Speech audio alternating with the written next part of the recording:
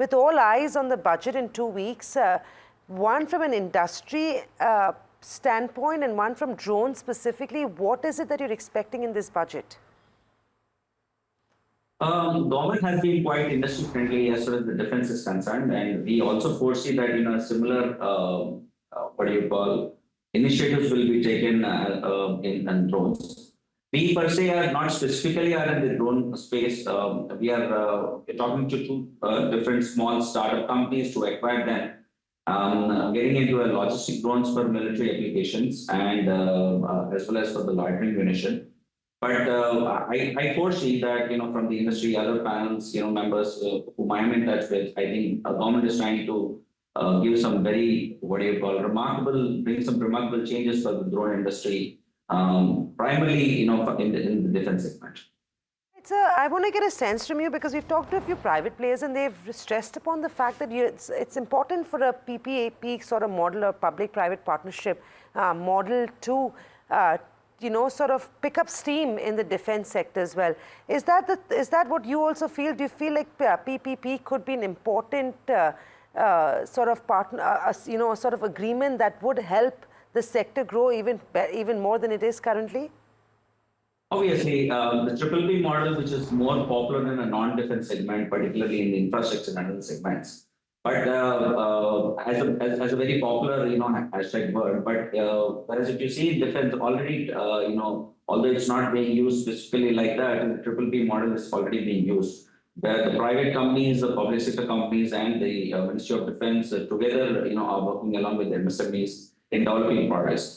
You are already aware that there is a huge, reorganization which is happening in DRDO, wherein DRDO will continue to be a technology, guidance partner in developing the technology, and more of an industry partnership is being welcomed into it. So Triple P is definitely a model, which will be successful because the different stakeholders have to get involved, in developing one state-of-the-art technology, and for which this is definitely a good pathway.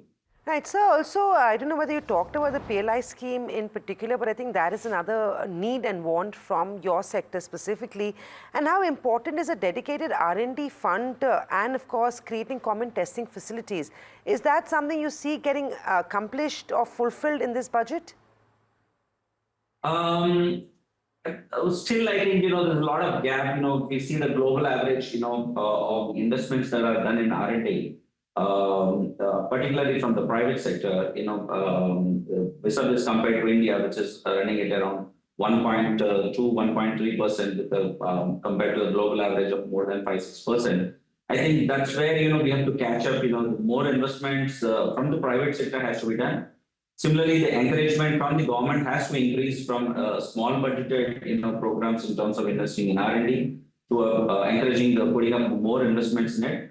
Which also is backed by confirmed kind of projection from the government that there will be a buy from their side. So that gives a lot of encouragement from the for the private industry particularly to invest more on R&D. We as a company we invest close to 6 to 7% average of our revenues in R&D year-on-year basis, developing new technologies, research of the new technologies, and also augmentation of the previously developed technologies to meet the current threat requirements. But I think still some more encouragement is expected of in the upcoming budget, and we'll have to see how it goes. Just another area that I want to quickly talk to you about, which some may argue has been addressed by the government by recent interventions, is of course prohibiting imports, promoting domestic manufacturing, and also liberalizing drone exports. Do you feel more needs to be done on this front to make India competitive with its global peers, and of course also restrict the amount of imports that come into the country? I know that list is extensive already, but do you think more can be done? Yeah, the list is growing day by day. It's quite encouraging, but also that we see that a lot of players, although there is an embargo on a lot of products, still so many products are being imported and they're kitty designed, kitty manufactured back in India.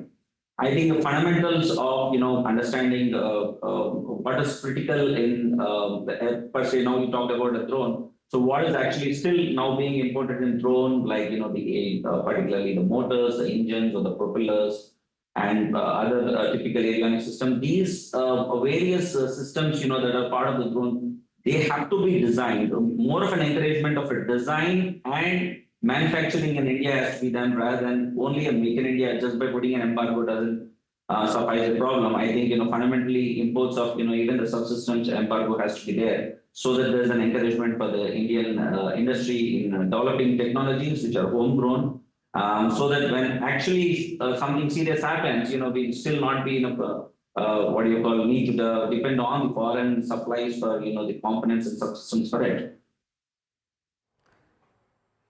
Right. Thank you very much, Mr. Kumar. We'd love to chat with you, of course, when the budget is announced. Until then, good luck and we'll see you soon.